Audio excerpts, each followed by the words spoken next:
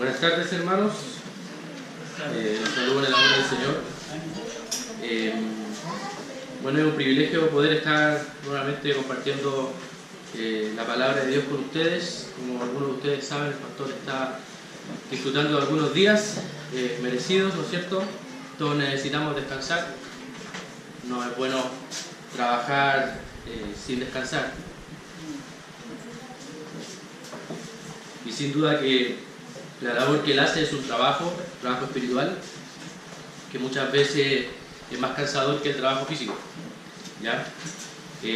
Somos seres emocionales, somos seres espirituales y a veces esos problemas nos agobian más que los problemas físicos. Entonces es bueno que el pastor también tome su tiempo para descansar, así que vamos a estarlo recordando también a él para que el Señor pueda bendecir su vida, lo pueda guiar y lo pueda usar donde está, ¿ya? Pero en el día de hoy, hermanos, vamos a continuar estudiando el libro de Efesios, como hemos venido haciendo en los últimos tiempos. Les voy a pedir que busquen en sus Biblias el libro de Efesios, capítulo 4. En el libro de Efesios, capítulo 4, vamos a ver en el día de hoy desde el capítulo 17 al capítulo 24. Efesios capítulo 4, desde el versículo 17 al versículo 24.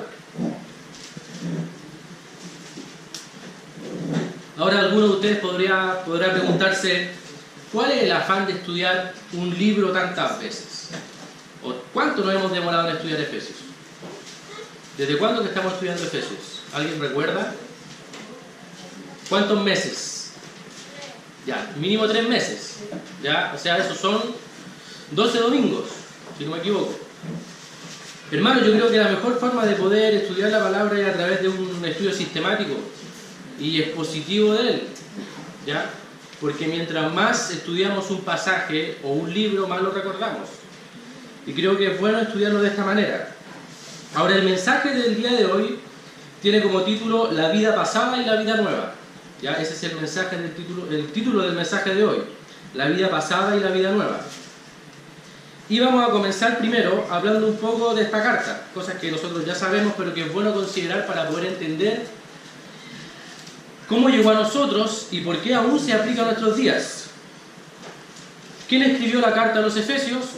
Pablo, ¿no es cierto? Eso ya lo sabemos, pero Pablo estaba en una condición particular. Él estaba encarcelado, ya estaba en prisión. Ahora, cuando decimos que estaba en prisión, quizás pensemos de que estaba en una cárcel con grilletes, en una cárcel convencional, pero no es así. Lo más probable es que Pablo estaba en una casa, ya estaba con arresto domiciliario. Vamos a ir a Hechos, ya perdone que le haya pedido que haya ido a Efesios, pero vamos a leer Hechos, capítulo 28, versículo 30. Hechos 28, versículo 30.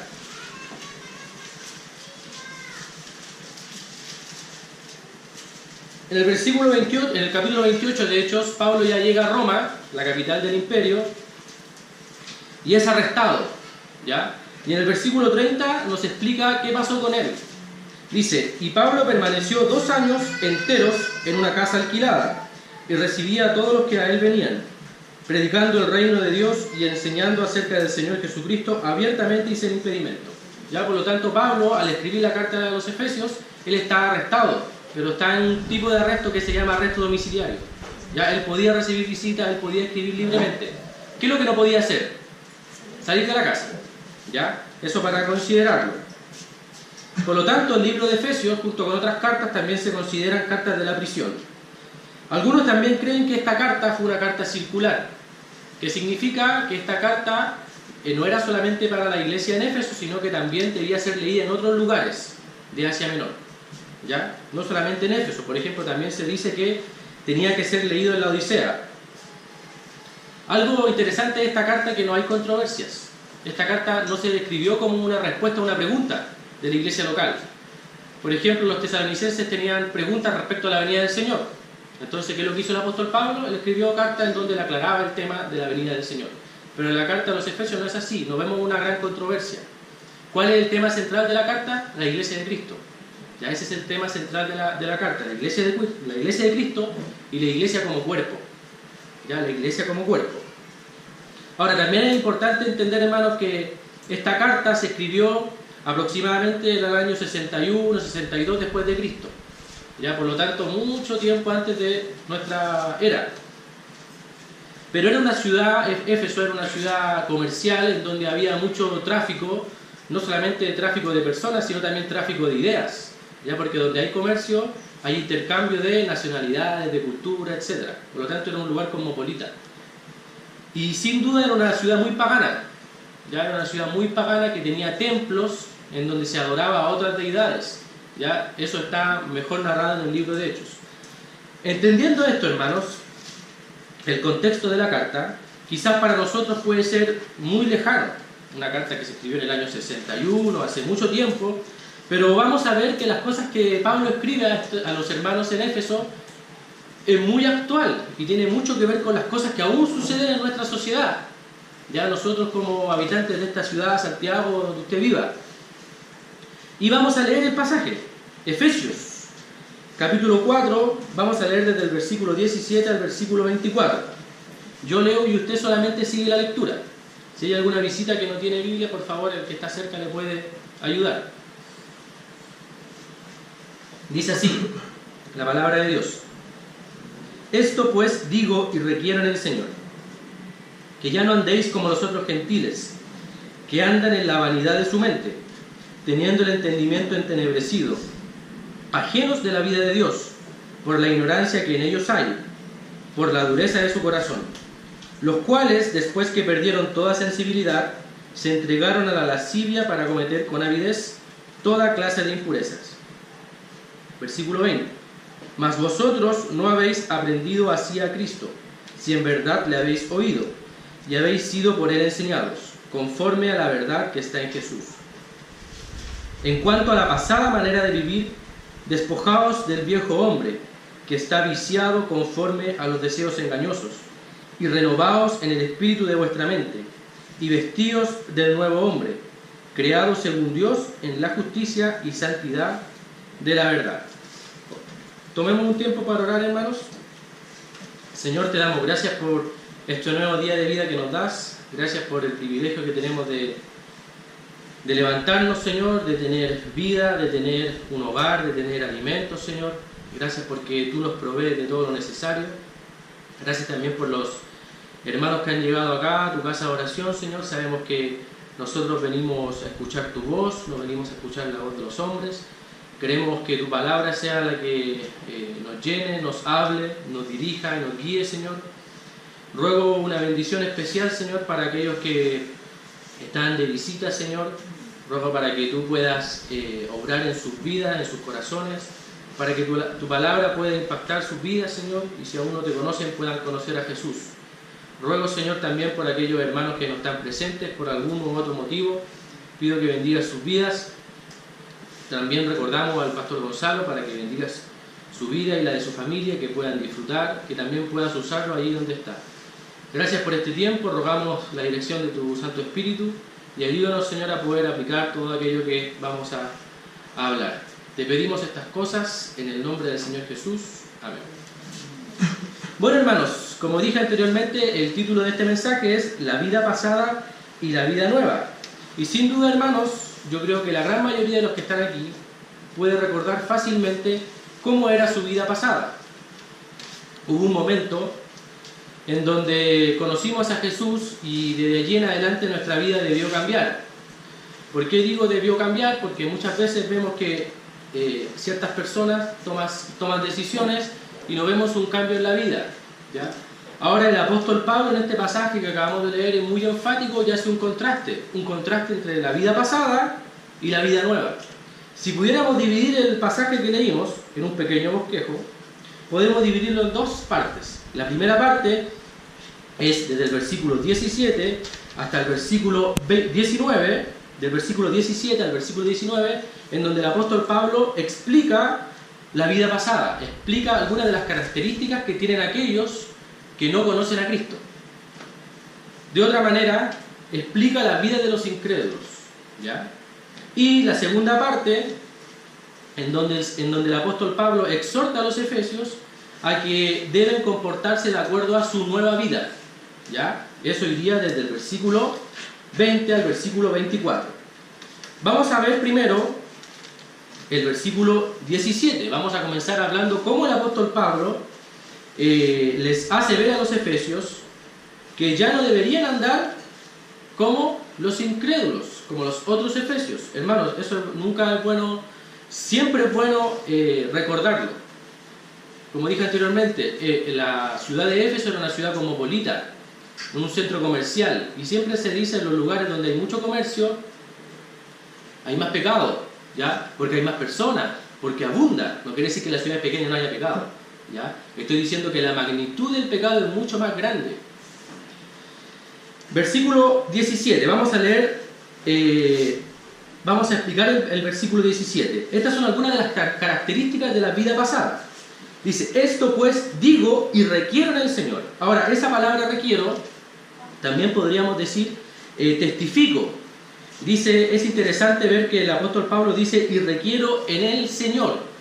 O sea, no en su autoridad, sino que el apóstol Pablo está hablando en la autoridad del Señor. Recordemos, hermanos, que el apóstol Pablo tiene una autoridad que ninguno de nosotros va a tener jamás, que es la autoridad apostólica. Ya, él es un apóstol, es un enviado de Dios. Y específicamente es un enviado de Dios a los gentiles, ¿ya? Y los efesios eran gentiles, su gran mayoría. ¿Qué quiere decir gentil? Que no era judío, ¿ya? Es una diferencia étnica. Y aquí viene la exhortación del apóstol Pablo a los efesios, que ya no andéis como los otros gentiles, ¿ya? Como los otros, nos está diciendo que ellos aún son gentiles en el sentido de que no creen en Jesucristo, porque ellos ya son creyentes en Jesucristo. ¿Se acuerdan todo lo que ha explicado el pastor los domingos pasados? ¿Qué es lo que habla la carta de los Efesios? Del cuerpo de Cristo, que somos uno, la unidad. Por lo tanto, los Efesios sin duda eran creyentes. Pero él está diciendo que ellos no deberían andar como los otros gentiles, es decir, como los paganos de Éfeso. Ahora, estos otros gentiles, o estos incrédulos, ¿de qué manera andan? Dice, que andan en la vanidad de su mente. También otras versiones dicen que andan irremediablemente confundidos, ¿ya? Por lo tanto, una de las características de la vida pasada, o de la vida de aquellos que aún no conocen al Señor Jesús, es que aquello que gobierna sus vidas, aquello que gobierna su andar, es vano, es la vanidad, ¿ya? Vamos a poner atención en algunas palabras claves. La primera es requiero. Requiero significa, como dije anteriormente, convocar como testigo. Por lo tanto, el apóstol Pablo está convocando como testigo ¿a quién? Al Señor Jesús. Ese es su testigo. Por eso él dice, requiero en el Señor. También puede significar dar testimonio.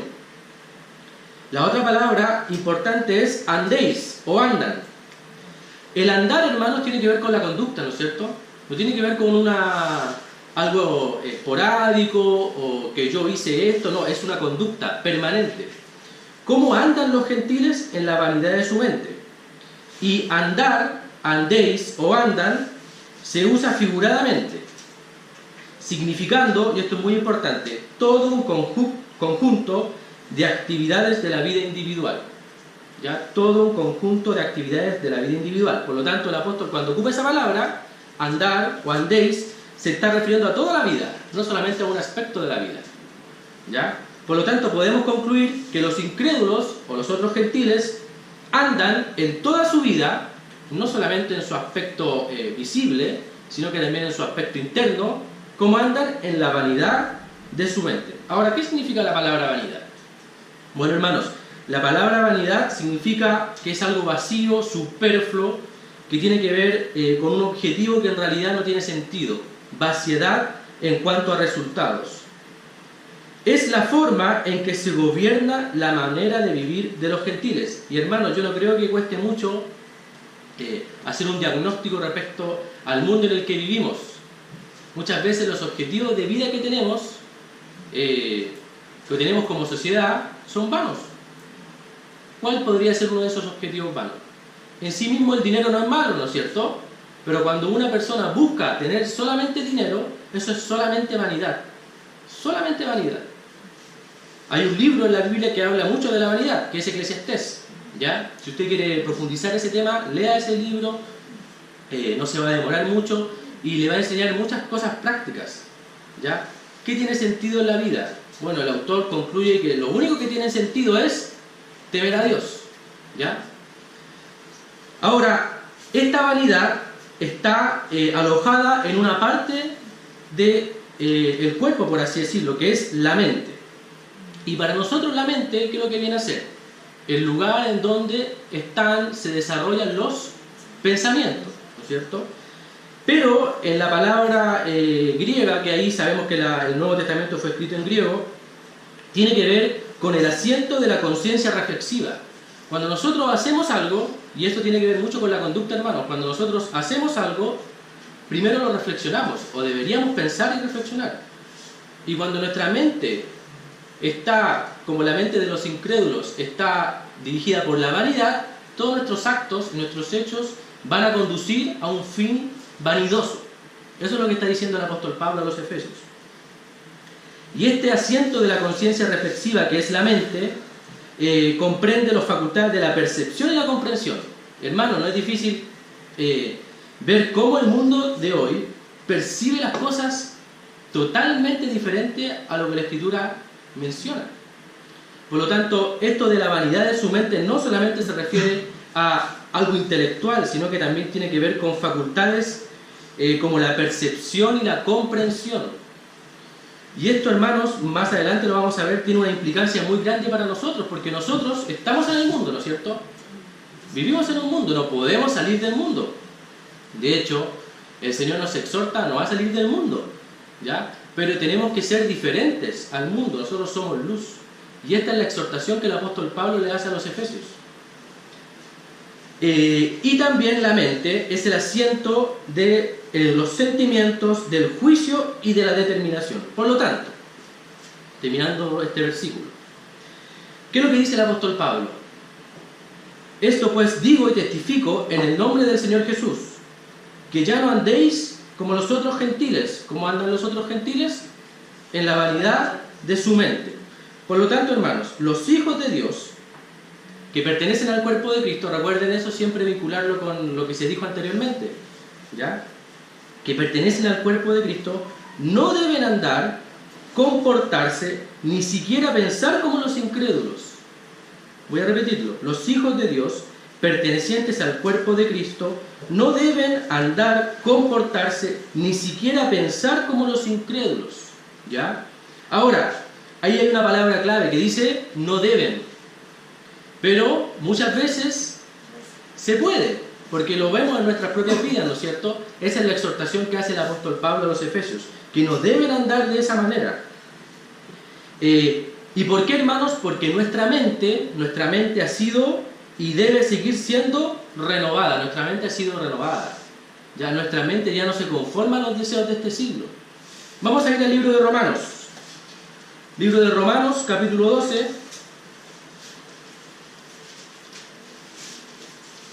Versículo 2.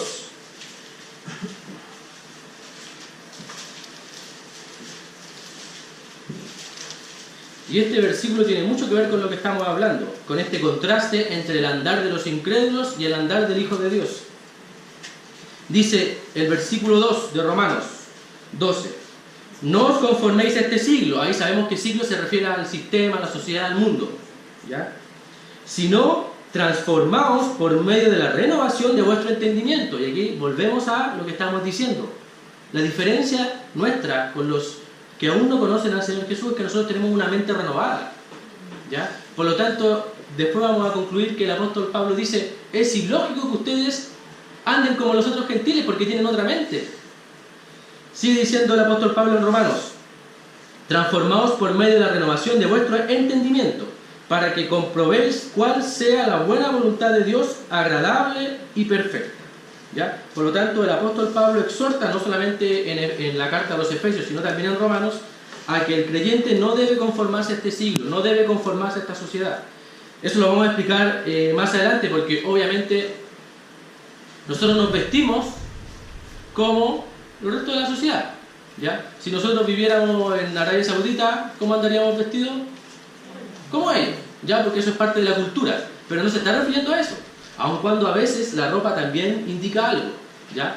Pero no se está refiriendo a eso, sino que se está refiriendo más que nada a cuál es el propósito de la vida, cuál es el objetivo de la vida, para qué estamos nosotros aquí puestos como creyentes, como cuerpo de Cristo, como iglesia. ¿Cuál es nuestro principal objetivo? Nuestro principal objetivo no es ganar riqueza, nuestro principal objetivo no es tener un gran título, aun cuando eso no quiere decir que no podamos hacerlo. Nuestro principal objetivo no es tener un gran trabajo. ¿Cuál es nuestro principal objetivo? Ser luz. Ser luz, ¿ya? Versículo 18. Sigue diciendo el apóstol Pablo respecto a las características de la vida pasada. Él amplifica y explica de mejor manera cómo se conducen, cómo andan los gentiles. Dice, teniendo el entendimiento entenebrecido. ¿Qué significa esto? Otra versión más clara, teniendo la mente llena de oscuridad. ¿Ya? Teniendo la mente llena de oscuridad. Ajenos de la vida de Dios. Otras versiones también dicen vagando de la vida de Dios, por la ignorancia que en ellos hay, por la dureza de su corazón. Ahora, ¿qué tiene que ver el entendimiento? Bueno, el apóstol Pablo acaba de hablar de que los incrédulos, aquellos que aún no han recibido al Señor Jesús en su corazón, andan en la vanidad de su mente. Por lo tanto, su entendimiento está oscuro, está entenebrecido. Y al tener el entendimiento entenebrecido, todas las decisiones que ellos hagan, todo el actuar que ellos hagan, no va a conformarse al estándar de Dios. ¿Ya? ¿Por qué? Porque espiritualmente, ¿cómo están? Muertos. ¿Ya? Y de allí nosotros tenemos que hacer una reflexión. ¿Cuántas cosas de mi vida están regidas por los valores de este mundo? Porque eso tenemos que llevarlo a la aplicación actual. ¿Cuántas cosas de mi vida están regidas por los valores de este mundo? ¿O están regidas por la palabra? Bueno, esa es la exhortación del apóstol Pablo. ¿Ya? Bueno, el entendimiento, como ya dijimos, es la facultad de reflexión moral. Es decir, cuando el incrédulo niega la existencia de Dios, no lo niega por una cosa intelectual. ¿Ya? ¿Cómo dice el Salmo? Dice el necio en su corazón. Tiene que ver con una cosa moral. ¿Ya? No tiene que ver tanto con una cosa intelectual. Porque cuando uno indaga y se da cuenta de cómo está formado el universo, de cómo hay un equilibrio perfecto, tiene que haber una deidad, tiene que haber un Dios, ¿ya? Por lo tanto, el estar lejos de Dios no tiene que ver tanto con algo intelectual, ¿ya? Sino que tiene que ver con algo más moral, ¿ya? Ahora, entenebrecido, como ya dijimos, tiene que ver con oscuridad, privado de luz, y se usa metafóricamente respecto a la mente del incrédulo, ¿ya? Porque obviamente la mente no está oscura literalmente, es una metáfora.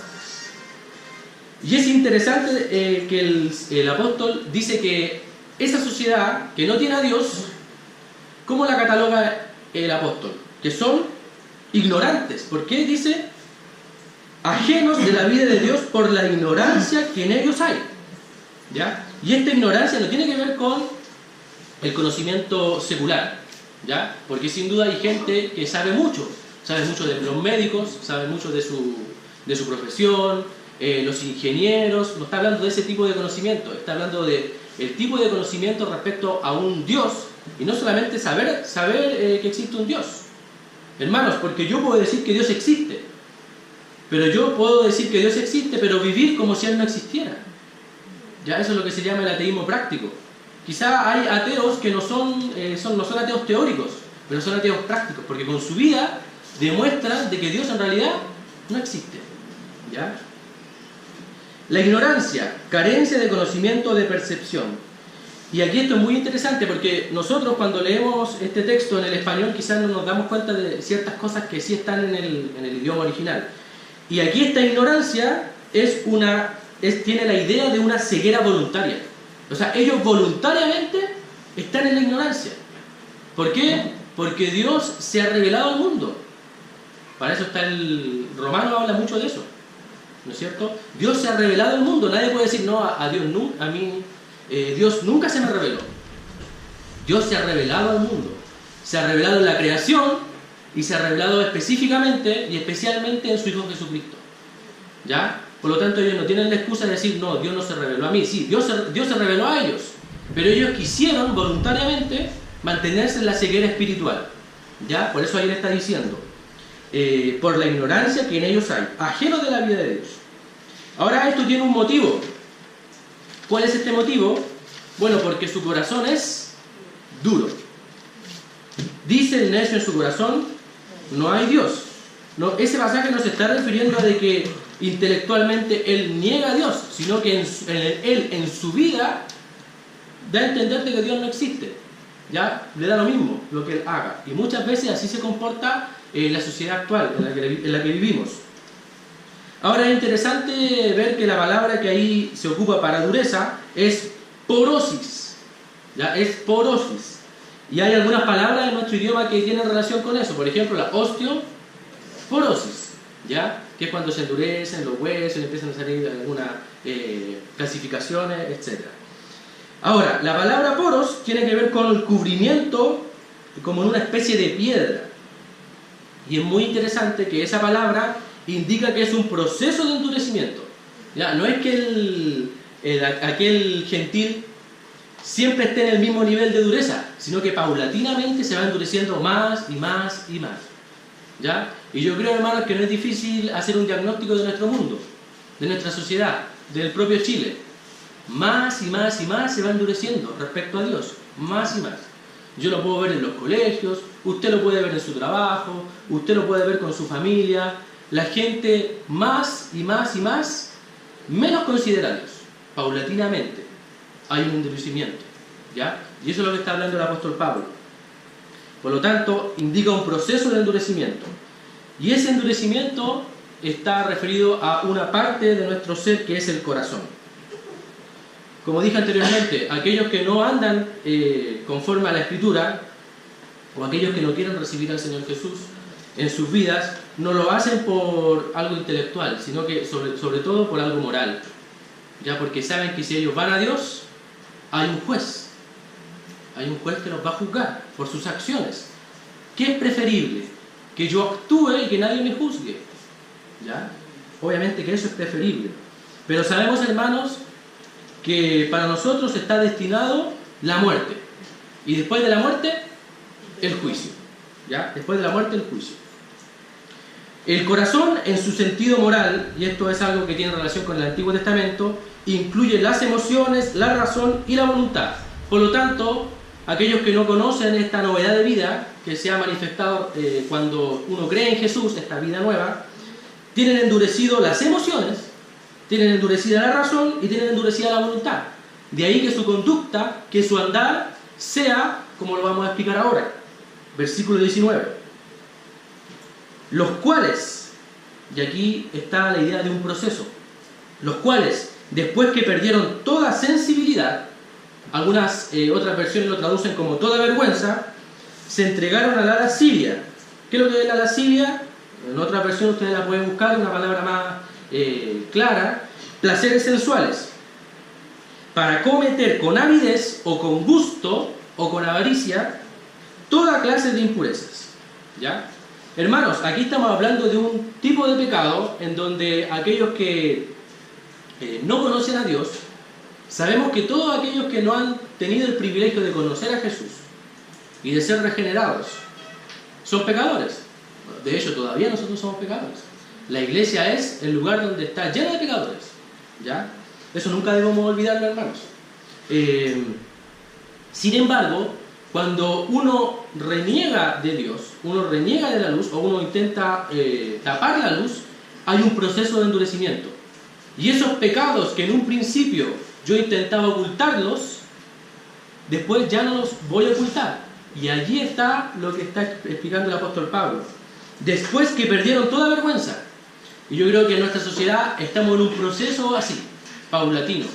¿Ya? Podemos verlo en términos de la delincuencia. La gente que tiene mayor edad que yo puede decirme, yo no sé si eso es así, pero creo que antes hasta los delincuentes tenían más respeto por la vida humana, por último, pero ahora ya está todo desbocado. Se perdió la vergüenza, se perdió la sensibilidad. En el ámbito sexual, lo mismo. Estamos en una etapa en donde está la liberación, todo libre. Baños para transexuales, o sea, indefinido, para hombre, mujer y el transexual. ¿Ya? Y eso, hermano, es algo que viene y que usted lo va a ver en los colegios de sus hijos. ¿Ya? Bueno, entonces, sensibilidad significa dejar de sentir dolor. Nosotros tenemos algo que Dios nos ha dado, que es la conciencia, ¿no es cierto? Cuando nosotros hacemos algo malo, la conciencia me dice, no, eso que tú estás haciendo está malo. Pero llega a un nivel en donde esa conciencia está cauterizada y ya no da luz, ya no pone un signo pare. Bueno, aquí el apóstol Pablo se está refiriendo a este tipo de personas que ya perdieron la sensibilidad. Sus sentidos están completamente bloqueados, no saben discernir el bien y el mal. Hermano, no estoy diciendo que todos aquellos que no conocen a Dios son así, estoy diciendo que hay un proceso paulatino de endurecimiento. ¿Ya? La lascivia, ¿qué es lo que es? El exceso, la licencia, la ausencia de freno, indecencia, y es un proceso de pecado paulatino. ¿Ya? Es un proceso de pecado paulatino. Y no solamente les gusta hacer estos pecados, sino que se complacen con aquellos que los practican. ¿Ya? Buscan que otros también los hagan. Vamos a leer 1 de Timoteo 4:2.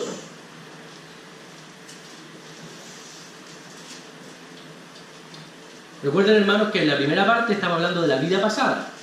Todos nosotros, en algún momento, quizás no llegamos a un nivel de pecado como la lascivia, desenfrenado, pero fuimos pecadores. ¿Ya? 1 de Timoteo 4:2. Y después vamos a ver la nueva vida, ¿ya? La vida nueva. Pero antes, 1 de Timoteo 4:2 dice, vamos a leer del versículo 1, ¿ya? Dice, pero el Espíritu dice claramente que en los postreros tiempos algunos apostatarán de la fe, escuchando espíritus engañadores y a doctrina de demonios. Hermanos, esos apóstatas nunca fueron creyentes, ¿ya? Externamente parecía que lo eran, pero en realidad no lo eran, por eso apostataron de la fe. Escuchando a espíritus engañadores y a doctrina de demonios, versículo 2, por la hipocresía de mentirosos que, teniendo cauterizada la conciencia. Por lo tanto, hay un proceso paulatino de endurecimiento de la conciencia. ¿Ya? Versículo 20, y aquí entramos a la segunda parte de esta porción, que tiene que ver con la vida nueva. Entonces, hermanos, el apóstol Pablo le está diciendo a los efesios que no deben andar como los otros gentiles. Y empieza a explicar cómo andan los otros gentiles. ¿Cómo andan? Sin control, sin freno, paulatinamente su corazón se va endureciendo, son ignorantes. No ignorantes porque no vean la revelación de Dios, sino ignorantes porque quieren rechazar a Dios. ¿Ya? Porque voluntariamente quieren rechazar a Dios. Y en esta segunda parte el apóstol Pablo exhorta a los efesios, versículo 20. Y ahí está la primera palabrita. Más, contraste. Mas vosotros no habéis aprendido así a Cristo. Otras versiones dicen, pero eso no es lo que ustedes aprendieron de Cristo. Cuando dice pero eso se refiere a todo lo que dijo anteriormente. ¿Ya? Y ahora, aquí la palabra clave es aprendido. Y muchas veces creemos que aprender tiene que ver con algo intelectual, pero no necesariamente es eso. El aprendizaje también tiene que ver con la experiencia. ¿Ya? Aquí la palabra aprendido dice, no simplemente la doctrina, no basta con aprender solamente la doctrina, hermanos, acerca de Cristo, sino al mismo Cristo. Si pudiéramos resumirlo en pocas palabras, tener relación con Cristo. Eso es lo que vale. ¿Ya? Porque yo puedo saber mucho de Biblia, yo puedo saber las lenguas originales, yo puedo saberme los versículos de memoria, ¿no es cierto? De hecho, hay mucha gente que conoce más Biblia que todos los que estamos aquí, pero no creen en Dios, que son incrédulos. Ya, eso no garantiza nada. Lo que a mí me va a garantizar no andar como los otros gentiles es tener comunión con Dios. La comunión es la clave. Voy a leer una cita, dice, no simplemente la doctrina acerca de Cristo, sino al mismo Cristo. Es decir, un proceso de llegar no meramente a conocer la persona de Cristo, sino también a aplicar este conocimiento a fin de caminar de manera diferente, y esta es la clave, de manera diferente e incluso contraria al resto de los gentiles. ¿Por qué, hermanos? Porque estamos en una sociedad que ofrece muchas cosas. Si usted quiere, puede ir a Peñalolén, hay un templo al final de la avenida Grecia, que es el templo Bahá'í, ¿ya? Ese templo está erigido porque lo que busca esta religión Bahá'í es ser una religión ecuménica, o sea que agrupe a diferentes religiones, y usted, como ser humano libre, decide a cuál acoplarse. Pero sabemos que aquellos que seguimos a Jesús somos exclusivistas, y esto puede parecer intolerante. ¿Cómo estamos en la sociedad de la tolerancia? ¿Cómo va a decir que es exclusivo? Bueno, el Señor Jesús dice: yo soy el camino y la verdad y la vida. No hay otro camino, no hay otra verdad y no hay otra vida. Todas las demás cosas no pertenecen a Dios, ¿ya? Por lo tanto, hermanos, no es simplemente conocer a Cristo, saber la doctrina, sino que es aplicar ese conocimiento. A eso se refiere la palabra aprendiendo así a Cristo. Sobre todo, hermanos, porque estamos en la sección de la carta de los Efesios, que es la sección práctica. En la primera sección, el apóstol Pablo empezó a hablar de nuevo nacimiento, de que son uno en Cristo, de los dones, de los apóstoles, ¿se acuerdan? Del fundamento y de todo eso. Ahora él está hablando de cosas prácticas. Versículo 21 dice: si en verdad le habéis oído y habéis sido por él enseñados, conforme a la verdad que está en Jesús. Y aquí, hermanos, tenemos que detenernos un poco, porque en nuestro idioma pareciera como que si el apóstol Pablo estuviera dudando de aquellos que están escuchando o leyendo la carta, porque dice: si en verdad le habéis oído, pero en el griego no es así, ya no quiere expresar eso, no quiere expresar inseguridad o probabilidad, sino que quiere expresar seguridad. O sea, el apóstol Pablo está diciendo: en verdad ustedes lo oyeron. ¿Ya, hermanos? En verdad ustedes los oyeron. Otras versiones dicen: ya que han oído sobre Jesús y habéis sido por él enseñados. ¿Ya? Por lo tanto, ese sí en verdad no es que el apóstol Pablo esté dudando de la fe de los hermanos, sino que le está enfatizando y afirmando algo. Y esta enseñanza que ellos aprendieron de Jesús, ahora es interesante, hermanos, porque los efesios lo más probable es que nunca hayan conocido al Señor Jesús. ¿De quién recibieron la enseñanza? Del apóstol Pablo. Y el apóstol Pablo probablemente nunca conoció a Jesús, quizás lo conoció de vista, ¿ya? Pero no estuvo presente en sus enseñanzas, en sus parábolas, etc. Pero aún así él dice que ellos aprendieron de Jesús. Porque nosotros, aún en esta vida, hermanos, en este momento de la historia, aún podemos aprender de Jesús, aun cuando no lo veamos. ¿Por qué? Porque tenemos su palabra.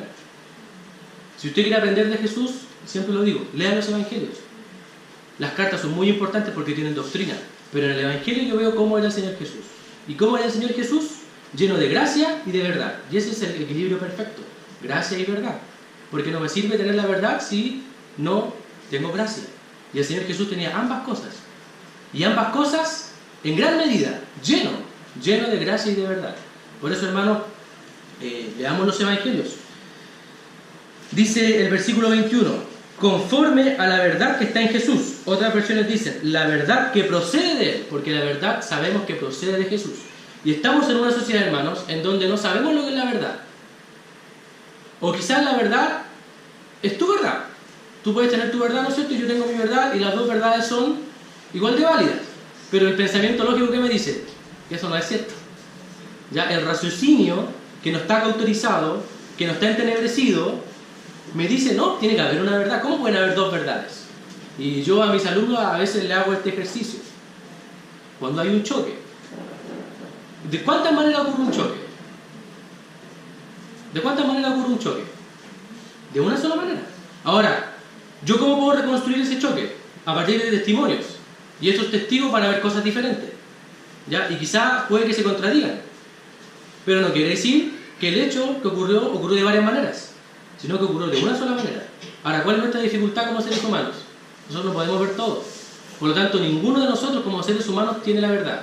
¿Quién es el único que puede ver tal cual las cosas? Dios. ¿Ya? Dios. Él tiene el poder para verlo todo. ¿Ya? Por lo tanto, la verdad procede de él. También en otras versiones dicen: según la verdad que está en Jesús. Ahora, nuevamente, como estamos hablando de algo práctico, esta verdad no solamente tiene que ver con el sentido ético, ¿ya? En el sentido de cómo yo me comporto, porque yo hermano, yo externamente me puedo comportar muy bien, ¿no es cierto? Me puedo comportar muy bien, puedo venir a la iglesia, puedo venir de corbata o de camisa, nunca falto a los cultos, pero eso es lo que externamente la gente ve. ¿Pero qué es lo que vale? Lo interno, cómo yo soy en la casa, cómo yo soy con mi esposa, con mi mamá, con mi papá, con mis hijos, con mi familia. Ellos son los jueces de nosotros, sobre todo. Y como dije anteriormente, estamos en una época, hermanos, que algunos dicen que es la posverdad. O sea, ya pasamos el posmodernismo, eso de que no había una verdad absoluta, porque eso también es algo que se ha instalado. No, no hay una verdad absoluta. Todas las verdades son relativas. Pero el Señor Jesús dice: yo soy el camino y la verdad. El Señor Jesús es la verdad. Y es el Señor Jesús en la persona de Él. Y si yo quiero seguir a la verdad, que es Jesús, debo leer los evangelios, porque ahí me narra cómo Él actuó, cómo fue su vida. Y muchas veces, hermanos, estamos en un mundo en donde los jóvenes, los adolescentes, están en búsqueda de algo. No hay algo que le dé sentido a su vida. Quizás no hay un propósito para la vida. Algunos plantean que la vida no tiene propósito. Nosotros estamos aquí, somos solamente una combinación de átomos que provienen del universo, somos hijos de las estrellas, ¿ya? No hay propósito en la vida. Pero nosotros sabemos que sí hay propósito. Y que lo que nosotros hacemos en esta vida tiene repercusiones eternas. Y el Señor llama a aquellos que aún no le conocen a que lo conozcan, a que lo acepten, a que le busquen. Y ese llamamiento es constante. Dios nunca tiene los brazos cerrados para aquellos que quieren buscarlo. ¿Ya? Eso es bueno también recalcarlo. ¿Y por qué? Porque Dios es la verdad. Y esa verdad no es una verdad relativa, sino que es una verdad absoluta. Ahora, verdad. El significado no es meramente la verdad ética, sino la verdad encarnada en Él, es decir, en Jesús, en toda su plenitud y extensión. Él es la perfecta expresión de la verdad. Y ahí volvemos al versículo que ya hemos mencionado varias veces, Juan 14:6, que no es necesario que vayan porque quizás no sabe la cita, pero conoce el texto. Yo soy el camino y la verdad y la vida. Y esto, hermanos, se hace muy relevante en nuestros días, en donde la sociedad muestra muchos caminos,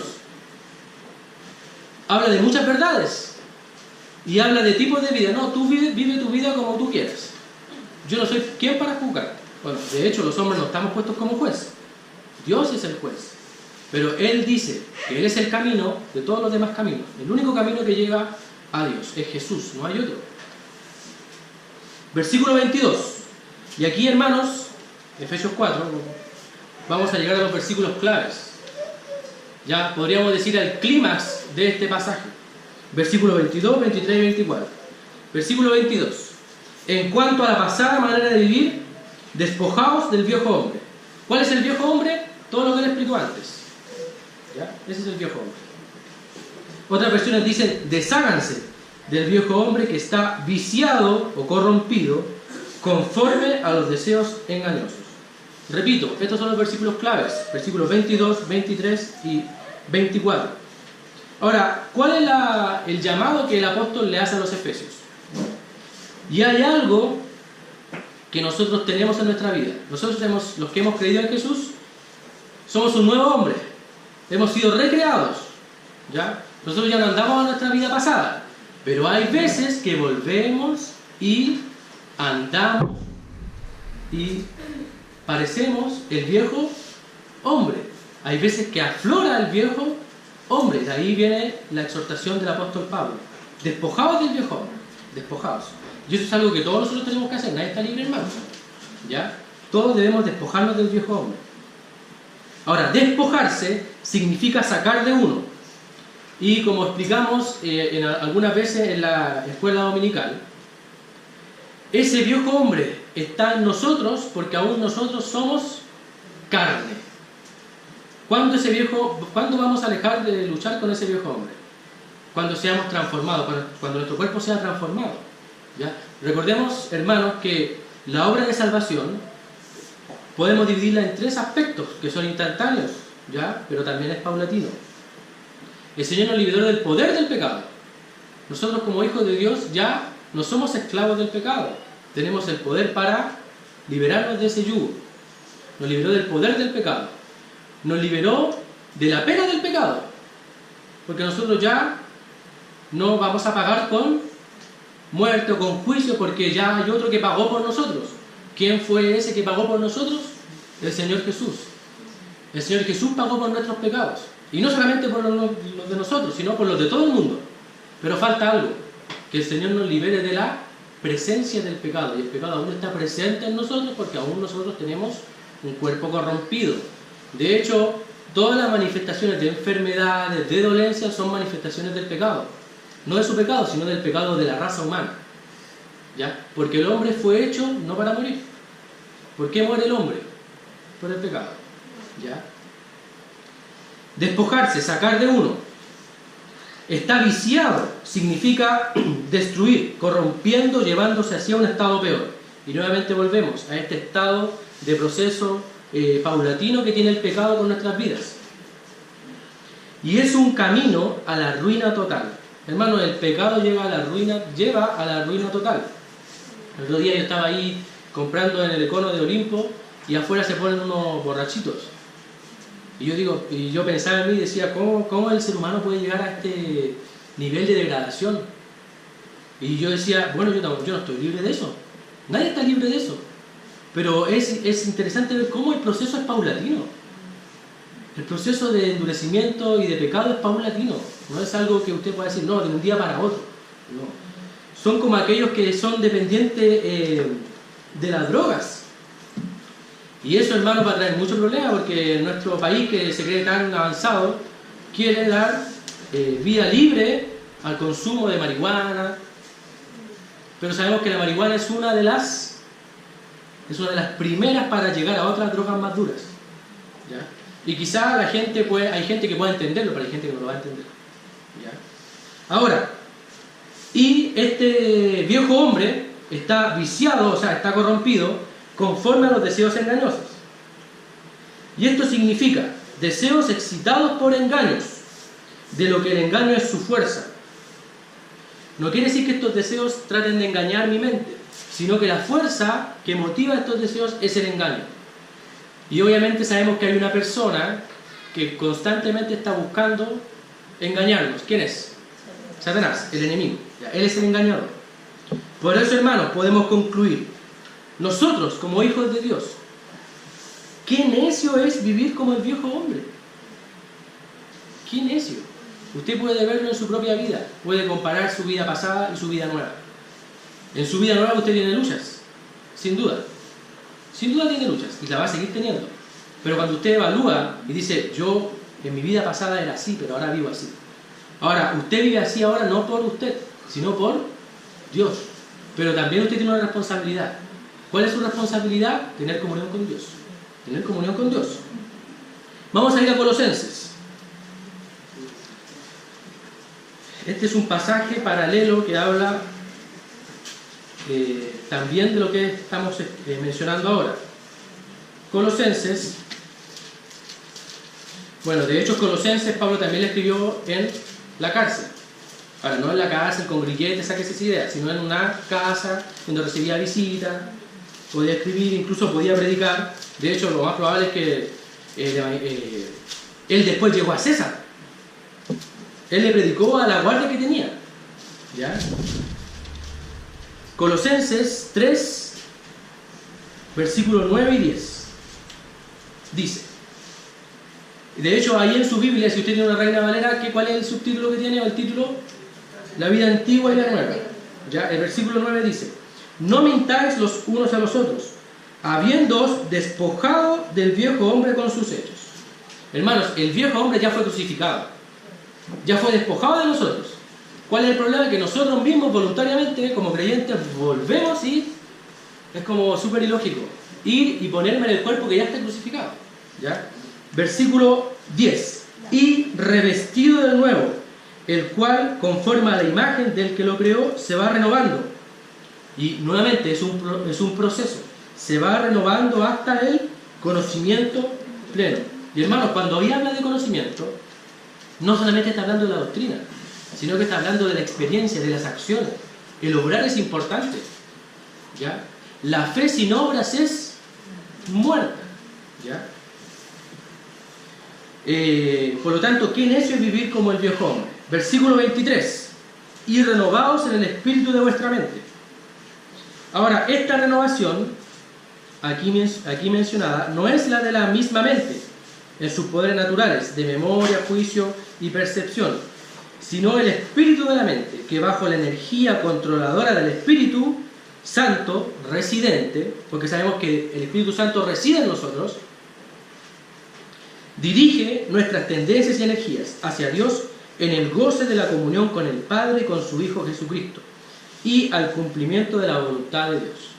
Hermanos, muy simple. ¿Cómo podemos saber cuál es la voluntad de Dios? Bueno, tenemos que andar en el Espíritu, no por nuestras propias fuerzas.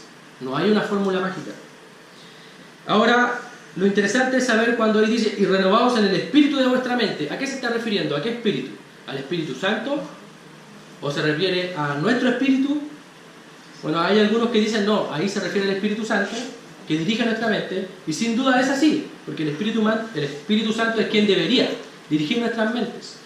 Pero, cuando uno ve más allá el texto más profundo, creo personalmente que se está dirigiendo a nuestro propio espíritu, ¿ya? A nuestro propio espíritu como seres humanos, ¿ya? Y en ese propio espíritu debe alinearse con el Espíritu Santo, y ese Espíritu Santo nos va a dirigir y nos va a guiar y nos va a guiar a la voluntad de Dios. Ahora, ¿cómo yo puedo saber cuál es la voluntad de una persona? ¿Cómo yo puedo conocer a una persona? Conversando con ella, relacionándome con ella, de la misma manera con Dios. Conversando con Dios, relacionándome con Dios, leyendo lo que Él me dejó. Y eso está en su palabra. Y versículo 24, para terminar. Antes de eso, hermanos, nunca lo olvides. Y si quiere irse con algo, váyase con esto. La clave es la comunión. Andar en el Espíritu es tener comunión permanente con Dios. Ahora, ¿es difícil? Sí, es difícil. ¿Por qué? Porque hay tentaciones, hay luchas, el propio afán de la sociedad que me hace llegar a la casa, llegar cansado, prendo la tele, veo como 3 horas de fútbol, voy a poner mi caso, ¿ya? O de cualquier otra cosa. Después estoy cansado, tengo que preparar trabajo para el otro día, me duermo y se acabó el día. ¿Y tuve tiempo para el Señor? No. Entonces ahí ya no ando en el Espíritu. ¿Me entiendes? Si esto es algo práctico, no es algo tan místico. Por eso, hermanos, la clave es la comunión. Y hermanos, usted, esto es muy importante, porque muchas veces se piensa, no, es que yo estoy recién, es que yo no conozco mucho de Dios. Hermanos, si usted ya fue regenerado, usted ya puede empezar a tener comunión con Dios. Independiente si sepa o no sepa mucha Biblia. Es importante que sepa, no estoy diciendo que no sea importante. Pero la clave es la comunión. La clave es una relación íntima con Dios. Tomar un tiempo. Tengo que ser muy sincero, a nosotros nos ha costado mucho tomar un tiempo. Detenernos como familia y decir, ya, leamos, oremos. Cuesta. Pero esa es la clave. Yo un día me puedo ir al trabajo sin haber hecho mi devocional y el diablo me tiene listo ahí la tentación. Por eso esto es una batalla, esto es una lucha. Y el último versículo 24. Y vestidos del nuevo hombre.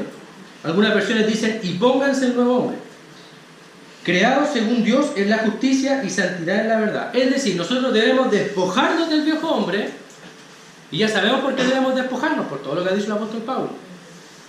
Y vestirnos o revestirnos del nuevo hombre.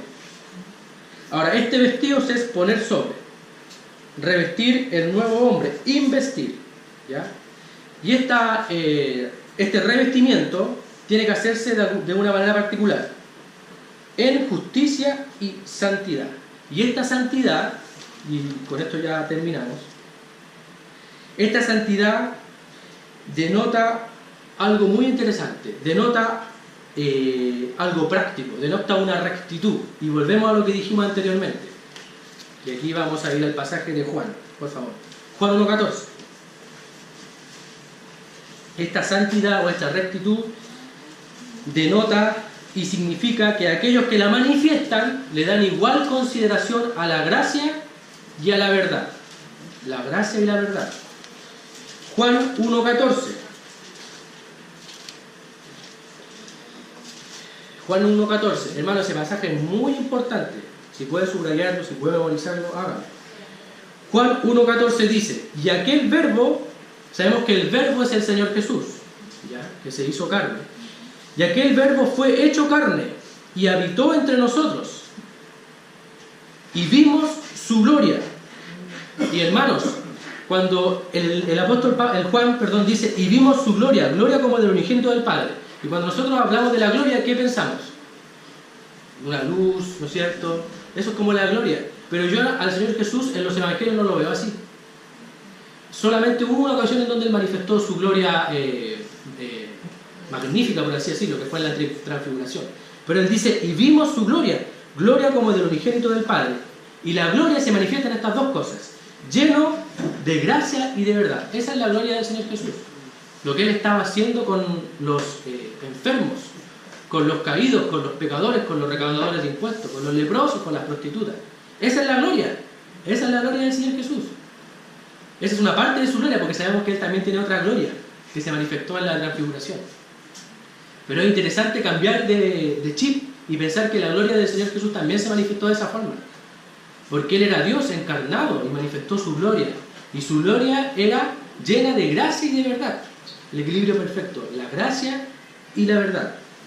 Y para terminar les voy a leer una cita de un comentario que creo que tiene mucho que ver con lo que nosotros vivimos actualmente como sociedad. Y tiene que ver con lo que acabamos de estudiar. Dice, en el mundo pagano, Pablo veía tres cosas terribles. Y hermano, usted, a medida que está escuchando lo que yo estoy leyendo, piense en el mundo que lo rodea. Pablo veía tres cosas terribles. Veía los corazones humanos tan petrificados que ya ni se daban cuenta de que estaban pecando. Veía a las personas tan dominadas por el pecado que habían perdido y olvidado la vergüenza y la decencia. Veía a las personas tan a merced de sus deseos que ya no les importaban los demás, a los que pudieran perjudicar y cuya inocencia destruían con tal de satisfacer sus deseos. Estos son exactamente los pecados del mundo sin Cristo. Hoy en día, igual que entonces, que pueden invadir la vida en cualquier punto y recorriendo las calles de cualquier gran ciudad. Recorriendo las calles de cualquier gran ciudad. Ahora, hermanos, y también visitas, nosotros no queremos parecer jueces, sino que queremos manifestar lo que la Biblia dice. Y la Biblia dice que el mundo está perdido y que está lleno de pecado y que ese pecado endurece el corazón y que no puede traer nada bueno al hombre. Lo único bueno que trae al hombre, el único bueno que Dios trajo al hombre fue Jesucristo. Solamente Jesucristo nos puede liberar del pecado. Solamente Jesucristo. Por eso es importante de que si aún usted no conoce a Jesús o aún todavía no ha tenido un encuentro personal con Él, pueda hacerlo. Porque es de beneficio para su vida. Porque su vida sin Cristo es una vida vacía. Es una vida sin propósito.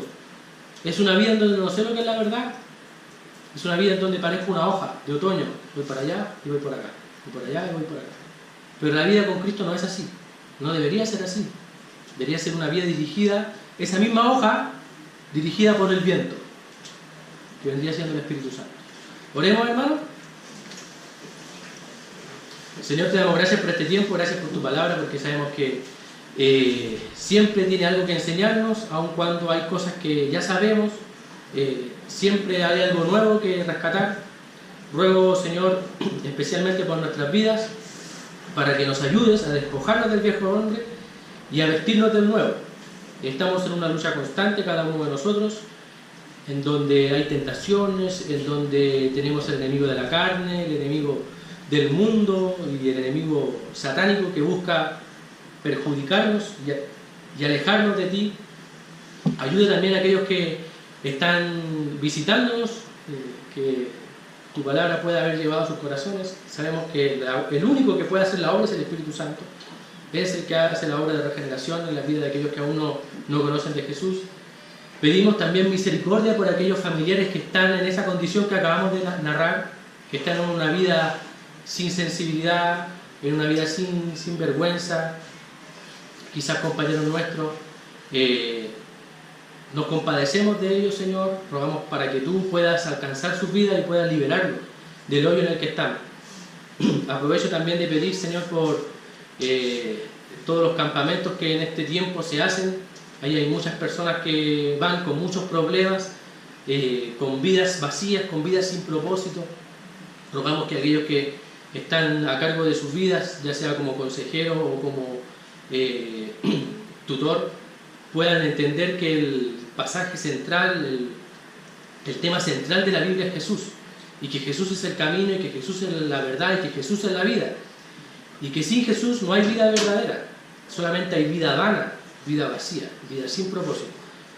Ayúdanos también a poder ser testigos fieles de lo que tú has hecho con nuestras vidas. Ayúdanos a que ya no andemos como los otros gentiles, que andan en la vanidad de su mente, sino que andemos como anduvo Jesús, lleno de gracia y de verdad. Ruego una bendición especial para la tarde, que nos puedas acompañar, que puedas bendecir nuestras vidas, que puedas guiarnos. Rogamos por la salvación de aquellos que aún no te conocen, familiares, cercanos, amigos, vecinos, para que a través de nuestro testimonio, quizás sin palabras, puedan ellos ver que hay algo diferente en nosotros, pero no por nosotros mismos, sino porque tenemos a Jesús y tenemos a su Santo Espíritu. Rogamos tu cuidado y tu bendición, y gracias porque tuviste la voluntad de salvarnos. Te pedimos estas cosas y te agradecemos en el nombre del Señor Jesús. Amén.